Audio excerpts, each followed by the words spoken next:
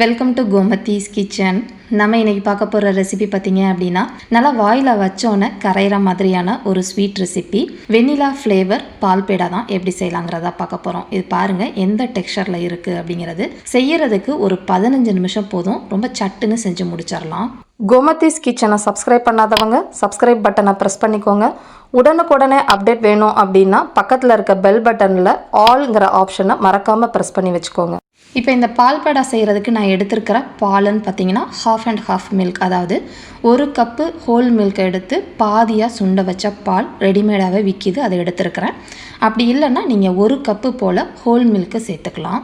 இது கூடவே பார்த்தீங்க அப்படின்னா 1 டேபிள் ஸ்பூன் அளவுக்கு வெண்ணெய், அப்படி இல்லைன்னா நெய், நீங்கள் எது வேணால் சேர்த்துக்கலாம். இது கூடவே 2 கப் அளவுக்கு பால் பவுடர் சேர்த்துக்கிறேன். 1 கப் அளவுள்ள சர்க்கரை எடுத்து மிக்சியில் நல்லா பொடிச்சு வச்சதையும் இதில் சேர்த்துக்கோங்க. 2 டேபிள் ஸ்பூன் அளவுக்கு கடையில் விற்கிற வெண்ணிலா கஸ்டர்ட் பவுடர் சேர்த்துக்கலாம். இது கூடவே 1/8 டீஸ்பூன் அளவுக்கு வெண்ணிலா எசன்ஸ் சேர்த்துருக்கிறேன். இது ஆப்ஷனல் தான். இது இல்லை அப்படின்னா நீங்கள் இதை அவாய்ட் பண்ணிக்கலாம். முதல்ல அடுப்பை எதுவுமே ஆன் பண்ணாமல் எல்லா சாமான்களையும் நல்லா கலந்து கட்டிகள் இல்லாமல் கரைச்சி வச்சுக்கலாம். தேவைப்பட்டால் கொஞ்சமாக பால் கூட சேர்த்துக்கோங்க. நமக்கு இந்த கன்சிஸ்டன்சியில் வர அளவுக்கு நல்லா கரைச்சி எடுத்தாச்சு. இப்போ நம்ம அடுப்பை ஆன் பண்ணி கிளற ஆரம்பிக்கலாம். கிளற ஆரம்பிக்கிறதுக்கு முன்னாடி ஒரே 1 டேபிள் ஸ்பூன் வெண்ணெய் சேர்த்துருக்கிறேன். நீங்கள் நெய் கூட சேர்த்துக்கலாம். சேர்த்துட்டு கலந்துக்கிட்டே இருங்க. நம்ம சர்க்கரை போட்டதுக்கு ஃபஸ்ட்டு இலக்கம் கொடுத்து வரும், அதுக்கப்புறமா தான் கெட்டிப்படும். மிதமாகவே வச்சு கிளறிக்கிட்டே இருங்க. இப்போ பார்த்தீங்கன்னா கொஞ்சம் இலக்கம் கொடுத்துருக்குற. இதுக்கு அடுத்த ஸ்டேஜ்னு பார்த்தீங்கன்னா இந்த அளவுக்கு வரும். மேக்ஸிமம் பார்த்தீங்கன்னா 10 நிமிஷம் தான் உங்களுக்கு கிளறது. கடைசியாக ஒரே 1 டேபிள் ஸ்பூன் அளவுக்கு வெண்ணெய் சேர்த்து கிளறிக்கிட்டே இருந்தோம் அப்படின்னா நமக்கு ஒட்டாத மைசூர் பாக்கு பதத்துக்கு இப்போ வந்துருச்சு. அடுப்பை ஆஃப் பண்ணதுக்கு அப்புறமும் நீங்கள் ஒரு 5 நிமிஷத்துக்கு இதுலேயே கிளறிக்கிட்டே இருங்க.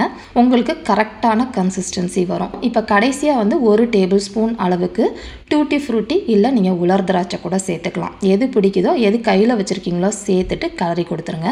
கன்சிஸ்டன்சி பார்க்க எடுத்து லைட்டாக உருட்டி பார்த்தீங்க அப்படின்னா ரொம்ப குழப்பாகவும் இருக்கக்கூடாது, ரொம்ப ரப்பர் மாதிரி உருட்ட வரக்கூடாது, சாஃப்டான உருண்டையாக உருட்ட வரணும். இப்போ பார்த்தீங்கன்னா ஒரு 5 நிமிஷத்தில் அந்த சூட்டுக்கே இந்த அளவுக்கு வந்துருச்சு. ஆஃப் பண்ணதுக்கப்புறம் 5 நிமிஷம் இதிலே கிளறுங்க. இந்த அளவுக்கு சாஃப்டாக வந்துடும். இப்போ நம்ம இதை ஷேப் மோல்டில் ஊற்றிக்கலாம். இப்போ நான் பார்த்தீங்கன்னா பட்டர் ஷீட் வச்சுட்டு அதுக்கு மேலே கேக் மோல்டு வச்சுருக்கிறேன். அது இல்லை அப்படின்னா நீங்கள் நெய் தடவன தட்டு, அப்படி இல்லைன்னா ஒரு டிஃபன் பாக்ஸ் மாதிரி கூட நீங்கள் அதை ஊற்றிக்கலாம். இது எல்லாத்தையுமே சரிசமமாக நம்ம சமப்படுத்திட்டு மேலே கொஞ்சமாக டூட்டி ஃப்ரூட்டி, அப்படி இல்லைன்னா நட்ஸு கூட நீங்கள் கிரேட் பண்ணி சேர்த்துக்கலாம். நம்மளோட விருப்பம்தான். இது கிட்டத்தட்ட 1 மணி நேரம் கழித்து இப்போ நான் கட் பண்ண ஆரம்பிக்க போகிறேன். கட் பண்ணுறப்ப பார்த்தீங்கன்னா குழப்பாக தான் இருக்கும். நான் இன்ட்ரோவில் காட்டின டெக்ஸ்சர் வரணும் அப்படின்னா குறைஞ்சது ஒரு 3 மணி நேரம் அது எடுக்கும். பட் இதே சாஃப்ட்னஸில் சாப்பிட்டீங்க அப்படின்னா பால்கோவா மாதிரி இருக்கும். ஆறி சாப்பிட்டீங்க அப்படின்னா பால் பேடா டெக்ஸ்சரில் உங்களுக்கு கிடைக்கும். இதை நீங்கள் குக்கி கட்டர் இல்லை டைமண்ட் ஷேப்பில் ஸ்கொயர் மாதிரி கூட கட் பண்ணிக்கலாம். அது நம்மளோட விருப்பம்தான். ஸோ நம்மளோட வெண்ணிலா ஃப்ளேவர் பால் பேடா ரெடி ஆயிடுச்சு. இதே மாதிரி அளவுகளோட இந்த வெண்ணிலா ஃப்ளேவர் பால் பேடாவை செஞ்சு பார்த்துட்டு எப்படி இருக்குங்கிறத கமெண்ட் பண்ணுங்கள். வீடியோ பிடிச்சிருந்தாலும் கமெண்ட் பண்ணுங்கள், லைக் பண்ணுங்கள். மறக்காமல் கோமதிஸ் கிச்சன் சேனலை சப்ஸ்கிரைப் பண்ணி வச்சுக்கோங்க. தேங்க்ஸ் ஃபார் வாட்சிங்.